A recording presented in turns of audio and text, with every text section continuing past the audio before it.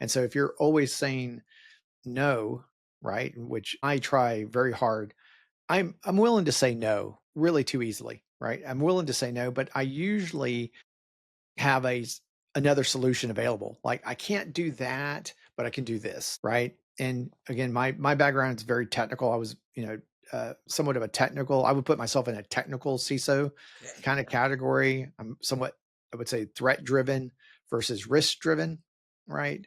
So I really want to uh, understand what it is that the business is trying to do. What is the what is its value chain look like? How does it create value? And then what technologies do we employ? And if I can influence technologies, then I will. I'd rather work with a software language that actually has that you can actually do stuff with, from a security perspective. If I can influence that, then yeah, I'll try. If I can use this operating system instead of that operating system, then I'll definitely try to influence that.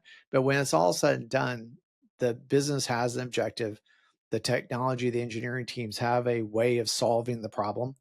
And then from a cyber perspective, I'm somewhat left with managing what really turns into a very complex environment very quickly. I mean, some companies that I've worked for had